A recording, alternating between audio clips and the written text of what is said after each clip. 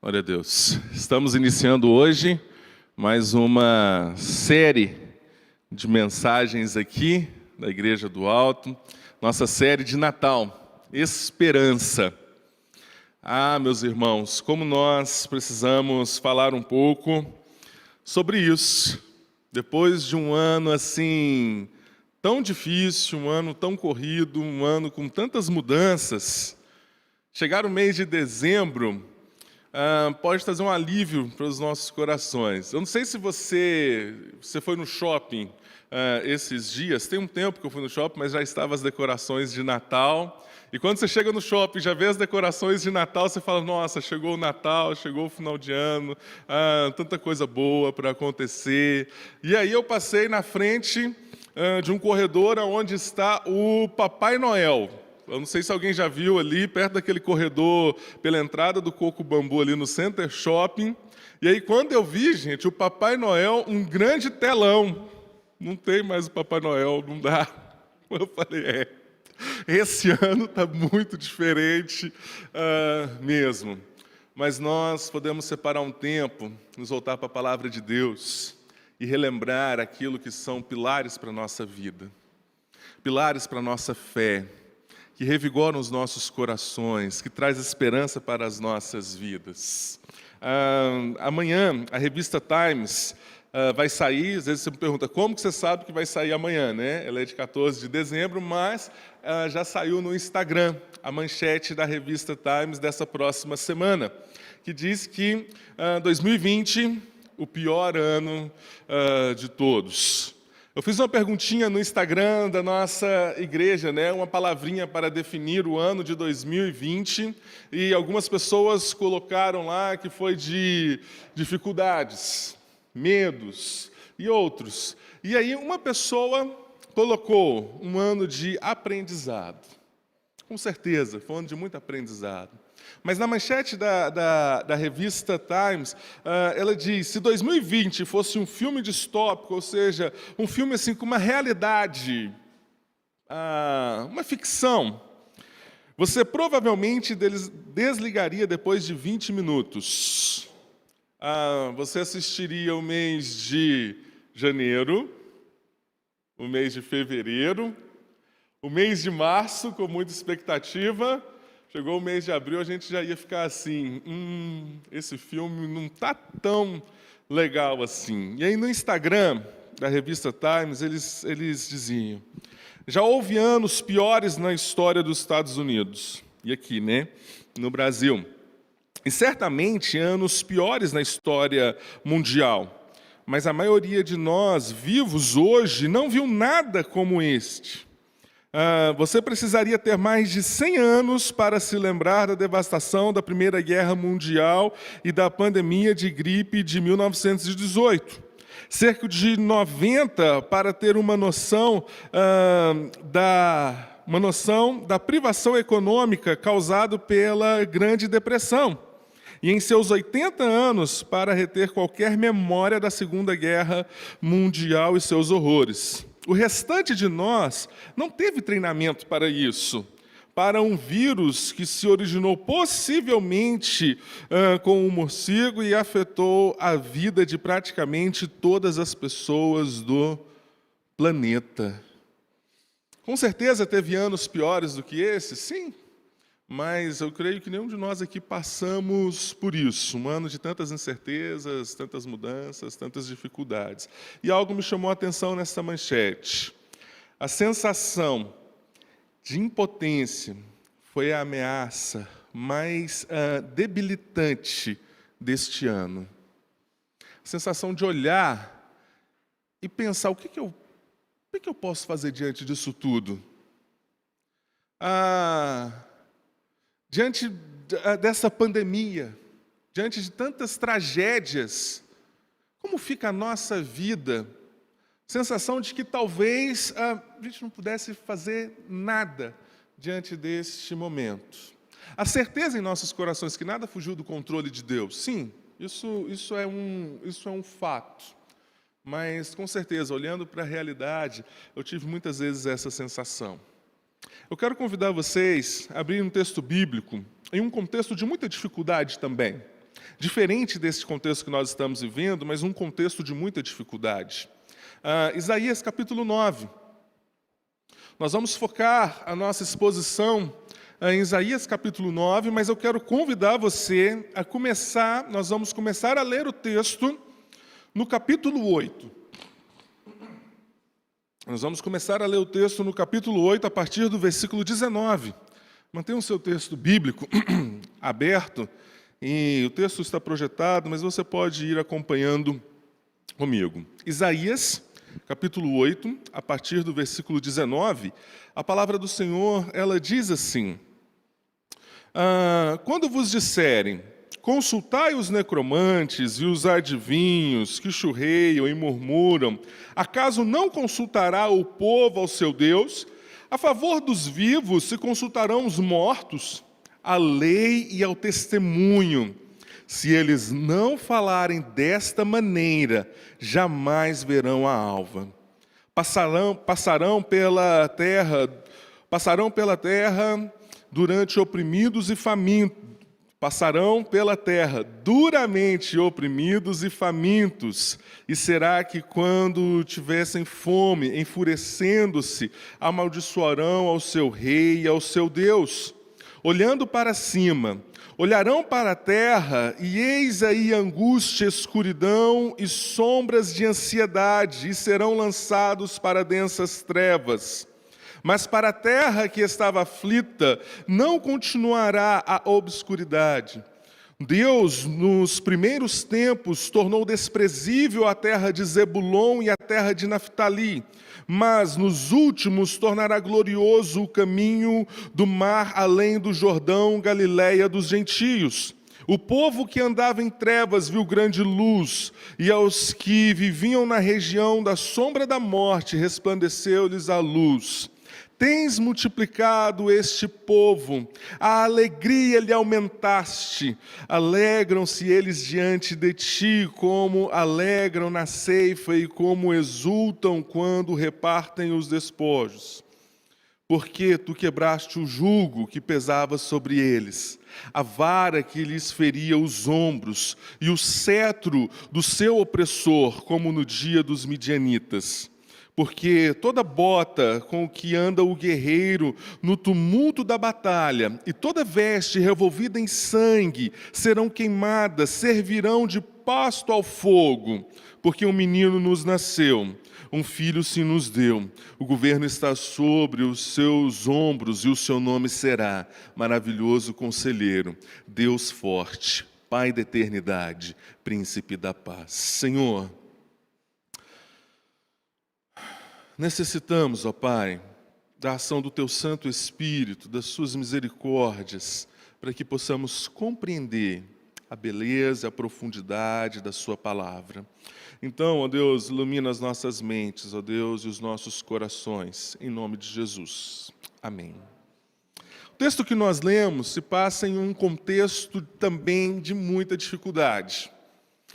Alguns desses versículos dessa passagem são muito conhecidos já da nossa cultura cristã. Mas quando nós pegamos o primeiro versículo do capítulo 9, mas a terra que estava aflita, vivendo em um período de trevas, e aí depois fala Zebulon, Naftali, o que aconteceu, quem é Zebulon, quem é Naftali, o que está acontecendo aqui? Este período era de 738, 732 antes de Cristo, e o Império Assírio estava crescendo muito. Se você pegar um mapa de todo o Império Assírio, de todo o movimento deles, o crescente, ele vem lá da Ásia e vem tomando toda a região onde ficava o povo de Israel. O povo de Israel, que de certa forma, quando nós lemos a Bíblia, ele é dividido, nós sabemos as tribos, mas quando nós lemos, basicamente em duas partes.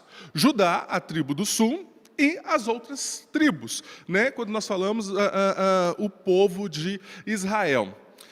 Quando nós olhamos para a história bíblica, nós sabemos que Judá foi uma das últimas tribos a serem atacadas por um outro grande reino. Mas essas primeiras tribos de cima do norte, elas foram as primeiras a serem atacadas, mas também foram as primeiras a se envolverem com outros povos, foram as primeiras a se distanciarem de Deus. E aqui neste contexto é justamente isso que estava acontecendo. Este império estava crescendo. E se você pega do capítulo 1 de Isaías, ele vem alertando. Ele vem alertando o povo, ele vem falando a respeito do que vai acontecer. E Zebulon e Naftali, quando você vê ali no mapa, você vê onde essas duas tribos, esses povos, eles ficam, eles se tornaram ícones dessa devastação. Se nós tivéssemos um filme a respeito dessa devastação, o versículo que nós lemos que diz que a bota do guerreiro e as roupas sujas de sangue, elas servirão apenas como pasto, como alimento para o fogo, quer dizer que no cenário dessa devastação, do que estava acontecendo aqui, isso foi algo muito grande. As roupas sujas de sangue, as pessoas mortas umas em cima das outras, era um império violento. Eles chegavam com toda a sua violência, num primeiro momento, para assustar, para chocar mesmo. E esse seria o retrato. Pessoas correndo, chorando, gritando, desespero. Por isso que o profeta Isaías toma aqui como Zebulon e Naftali como ícones deste momento, deste contexto.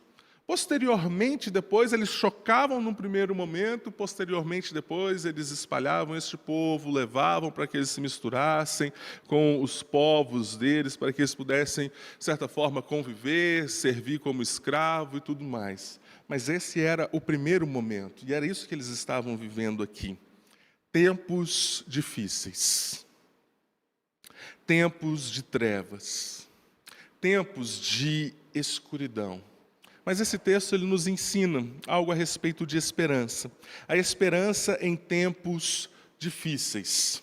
Pega o seu texto bíblico, a partir do versículo 19, do capítulo 8. E, em primeiro lugar, nós aprendemos que em tempos difíceis, nós precisamos ter cuidado com as nossas escolhas. Em tempos difíceis, tenha cuidado com as escolhas. Vamos versículo por versículo. Versículo 19.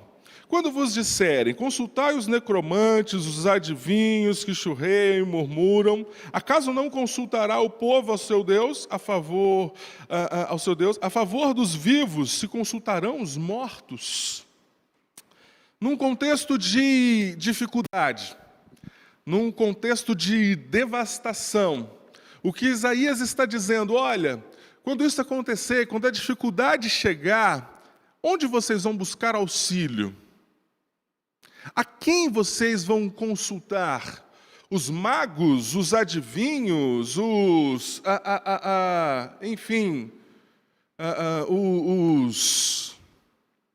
os bruxos da época? E de fato, quando nós olhamos para o texto bíblico, nós vemos que é isso que aconteceu.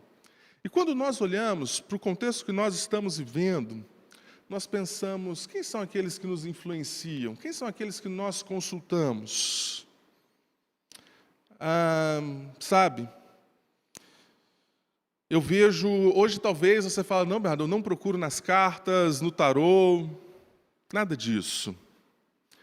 Mas nós estamos cercados por uma cultura que nos influencia o tempo todo.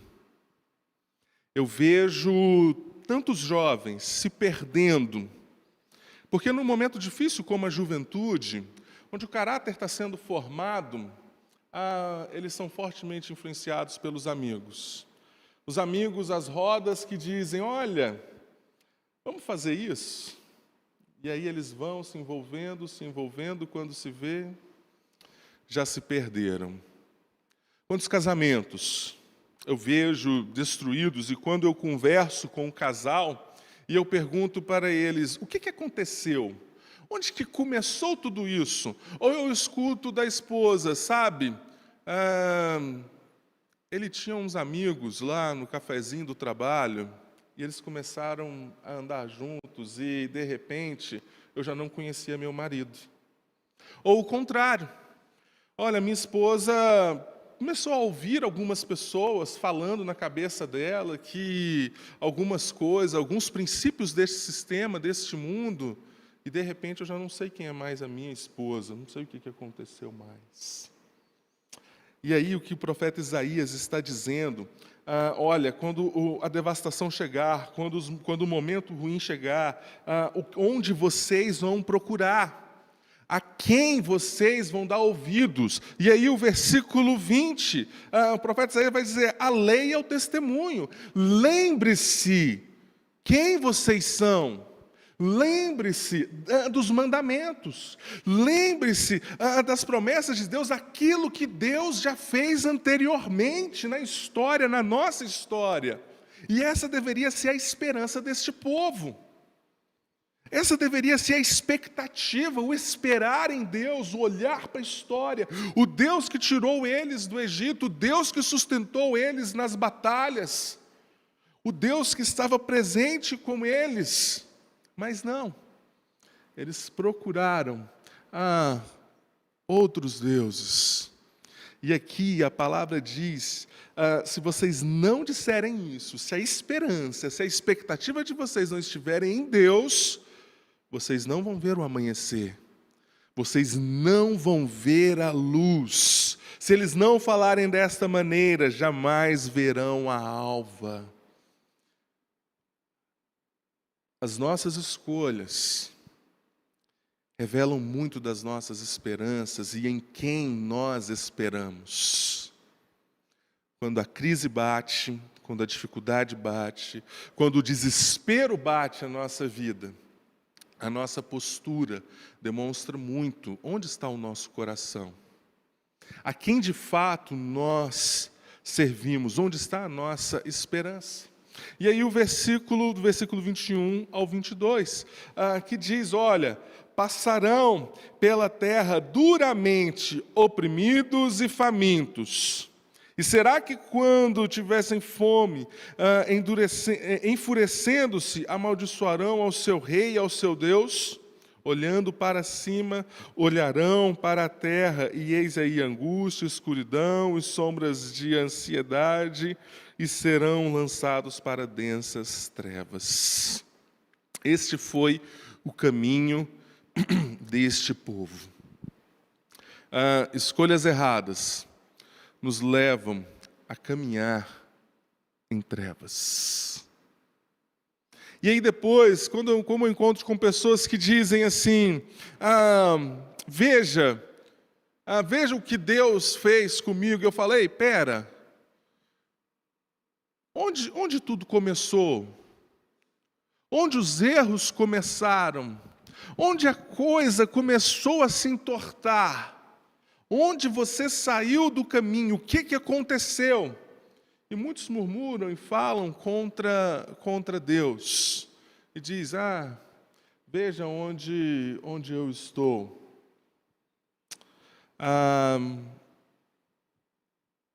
As nossas escolhas, os nossos caminhos podem nos conduzir a este tempo. Mas também, deixa eu abrir aqui, deixa eu ampliar um pouco o pensamento bíblico, rapidamente. Deus pode nos conduzir a momentos difíceis também, a momentos de trevas, aparentemente para nós, sim, para cumprir o seu propósito, para louvor da sua glória.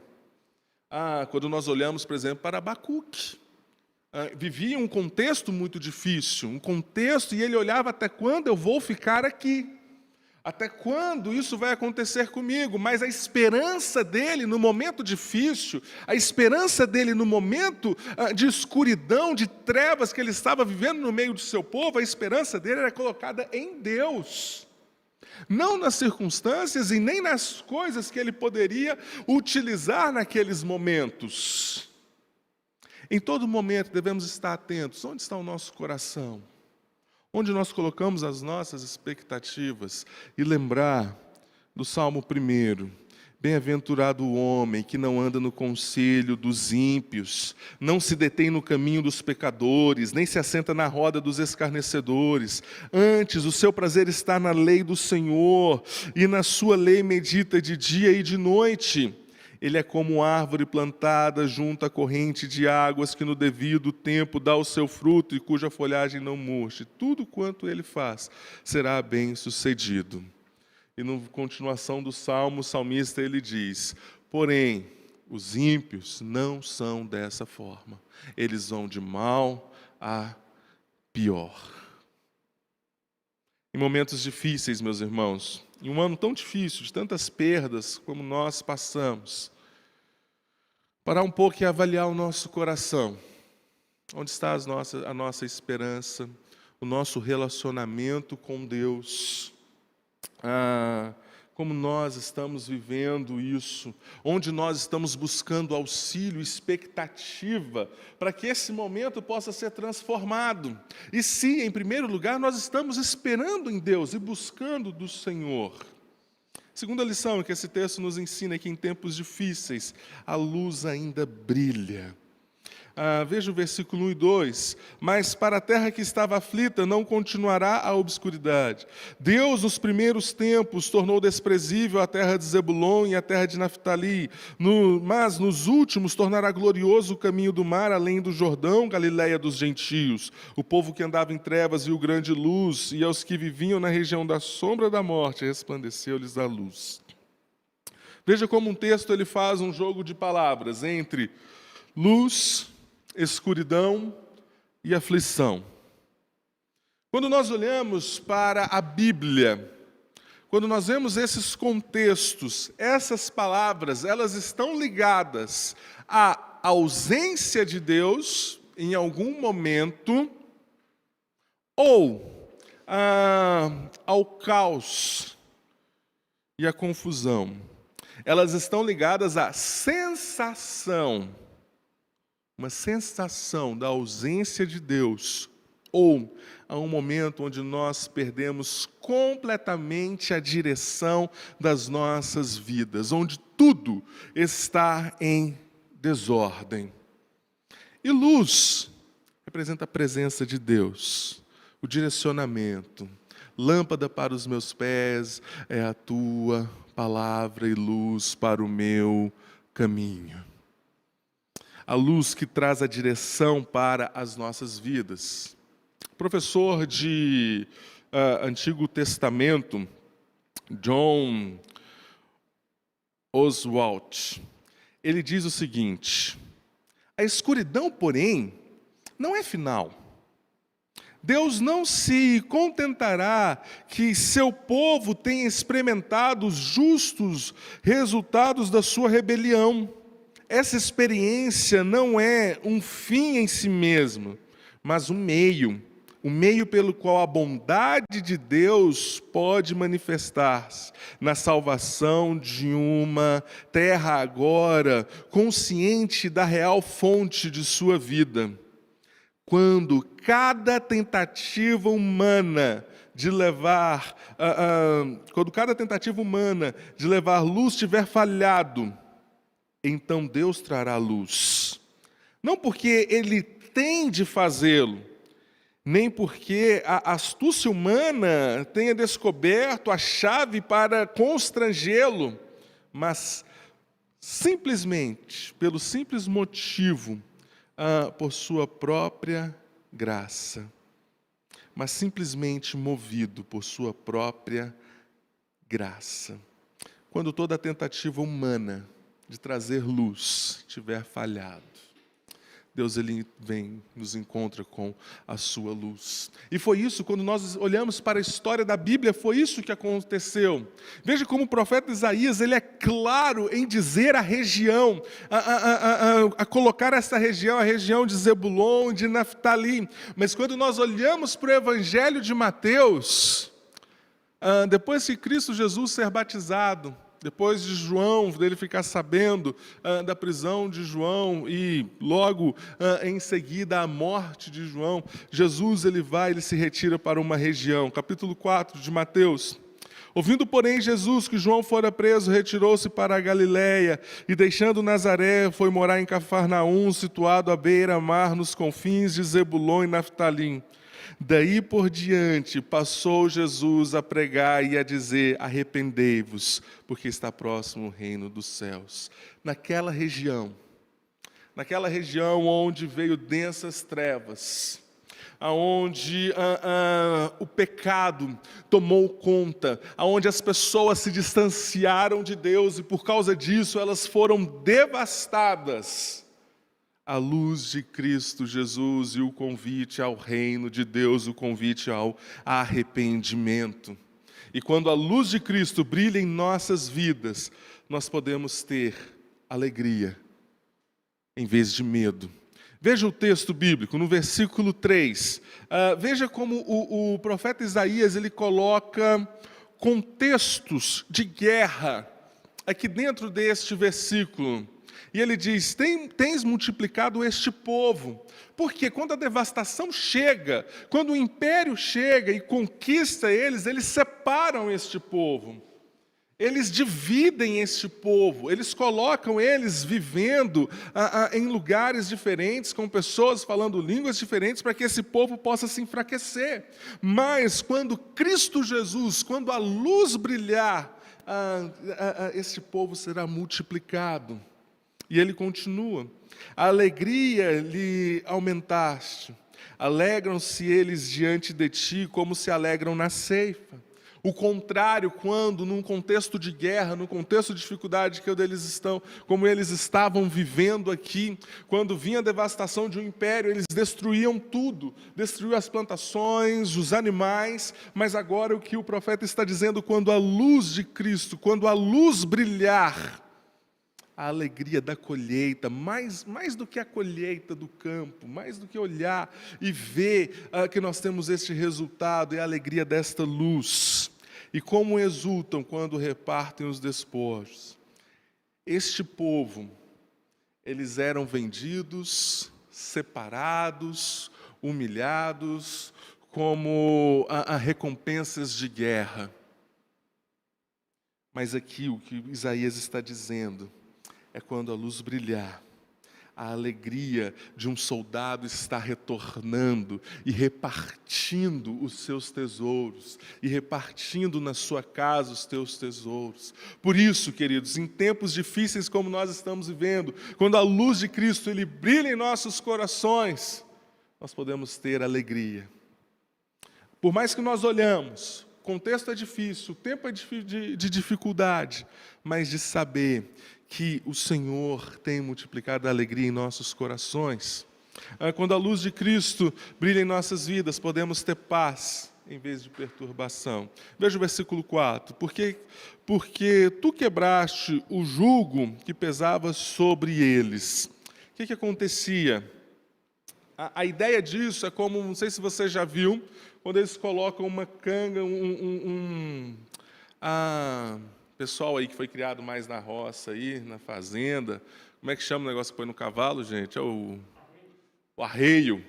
Basicamente isso. O jugo era como se fosse justamente isso que colocavam sobre os escravos. Esse jugo, a vara que batia, o cetro do opressor que oprimia eles em um contexto diferente da vida deles, onde eles perdiam completamente a paz. E aqui ele está dizendo que Deus é aquele que despedaça o jugo. Que Deus que nos convida a uma nova vida. Como Cristo Jesus diz no Evangelho de Mateus: tomai sobre vós o meu jugo e aprendei de mim, porque sou manso e humilde de coração, e achareis descanso para a vossa alma, porque o meu jugo é suave e o meu fardo é leve. E aqui no texto, Isaías ele lembra nos dias dos midianitas, quando Gideão, diante deste povo, uma batalha impossível de ser vencida, mas eles vencem, como credenciando o que ele está dizendo. Isaías está lembrando algo do passado que aconteceu, está dizendo: olha, Deus fez lá no passado, e Ele irá fazer novamente. Ele é o Deus que traz a paz. Ele é o Deus que traz a libertação para as nossas vidas. E Ele traz essa história testificando a respeito deste Deus, de quem é Deus. Mais uma lição. Aqui, quando a luz de Cristo brilha, nós temos a vitória, em vez da derrota. Versículo 5. Porque toda bota com que anda o guerreiro porque toda bota com que anda o guerreiro no tumulto da batalha e toda veste revolvida em sangue serão queimadas. Tudo aquilo que foi ajuntado para a destruição, tudo aquilo que representou a derrota deles, Cristo Jesus Ele irá transformar, e em Cristo Jesus nós podemos ter a certeza da vitória. Em um contexto de escuridão, em Cristo Jesus a luz do mundo, que brilhou em nossas vidas. Nele que nós podemos ter alegria, é nele que nós podemos ter paz. É Ele que traz alegria para a alma aflita. É Ele que traz paz ao coração desesperado. É Ele que traz vitória para as nossas vidas, não como este mundo, não como esse sistema, mas uma vitória de uma viva esperança que com Cristo reinaremos, que Ele nos convida a fazer parte do seu reino. Em tempos difíceis nós podemos ter essa certeza, que a luz de Cristo brilhou e de ter esta esperança. Terceiro lugar, em tempos difíceis, temos Deus conosco. Versículo 6. Mas antes, vamos voltar um pouquinho no capítulo 7 de Isaías. Veja o versículo 14. Portanto, o Senhor mesmo vos dará um sinal. Eis que a virgem concederá e dará à luz um filho, ele chamará Emanuel. E quando nós olhamos novamente lá para Mateus, eis que a virgem conceberá e dará à luz um filho, e ele será chamado pelo nome de Emanuel, que quer dizer Deus conosco. E no versículo 6 do capítulo 9, Isaías está falando deste Deus, Cristo Jesus, o Deus conosco. Isaías capítulo 9, versículo 6, porque o menino nos nasceu, um filho se nos deu, o governo está sobre os seus ombros, e o seu nome será maravilhoso conselheiro, Deus forte, Pai da eternidade e príncipe da paz. Ele começa dizendo, porque o menino nos nasceu, e um filho se nos deu. Assim como lá no capítulo 6, ele diz, ai de mim, porque sou pecador, porque sou de lábios impuros e habito no meio de um povo de impuros lábios. Assim agora também ele se inclui o seu povo nesta promessa, inclui o seu povo nesta profecia, nesta esperança de em Cristo Jesus, na esperança deste menino. E ele diz que ele será como um rei, que ele será rei sobre as nossas vidas. E quando nós temos esse Deus presente, esse Deus conosco, nós podemos seguir os seus maravilhosos conselhos. E ele será chamado maravilhoso conselheiro. Se você pegar do capítulo 1 até aqui, você vai ver em várias partes de Isaías o profeta falando sobre a fragilidade da sabedoria dos homens. O profeta olhando e dizendo, olha, vocês pensam dessa forma. Os generais, os príncipes deste tempo, vocês falam desta forma. Mas aqui o que ele está dizendo, como no versículo 21 do capítulo 5, ai dos que são sábios aos seus próprios olhos e prudentes em seus próprios conceitos. E aqui o profeta está dizendo que nós vamos ter o maravilhoso conselheiro, aquele que conduz, aquele que traz um norte para as nossas vidas. Em um momento de escuridão, é aquele que direciona, é aquele que aponta o caminho para as nossas vidas, é aquele que nos convida a fazer parte do seu reino, para seguir os seus conselhos, os seus preceitos. Isso significa abrir mão dos nossos. Abrir mão de tudo aquilo que nós construímos com base naquilo que esta cultura, que este mundo oferece, e olhar para o que é fazer parte do reino de Deus. Como diz o Evangelho de João, capítulo 12, versículo 25, que quem ama a sua vida, perderá. Mas aquele que odeia a sua vida neste mundo, preserva-la para a vida eterna.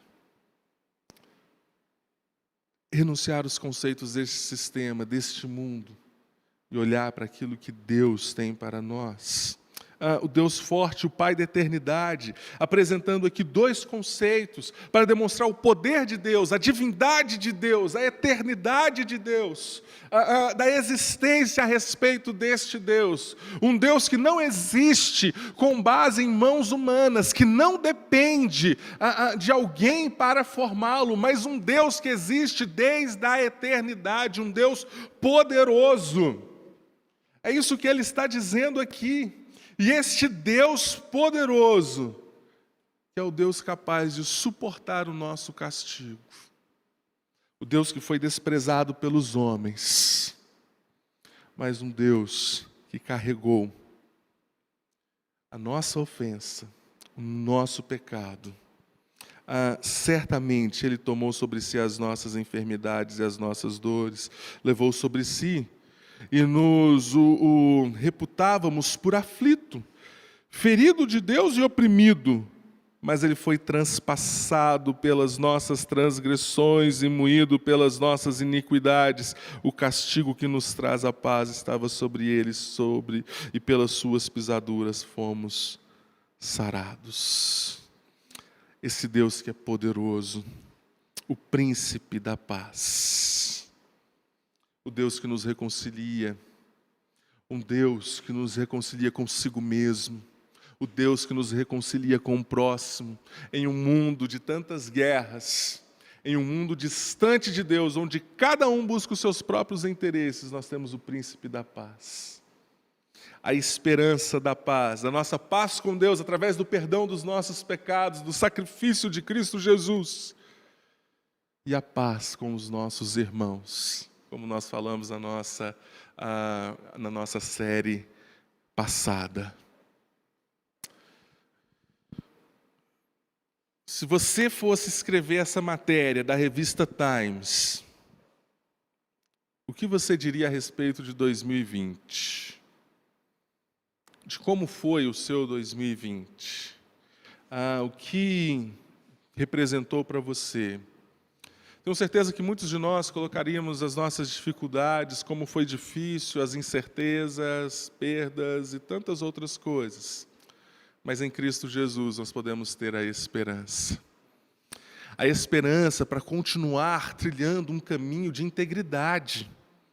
A esperança de continuar caminhando, um caminho olhando para Ele, que traz o norte, que traz os conselhos, que traz a direção para as nossas vidas, na esperança de que a luz brilhou, a graça do Senhor nos alcançou, de que Ele está presente, de que Ele é o Deus conosco. Vamos orar? Que essa esperança esteja em nossos corações.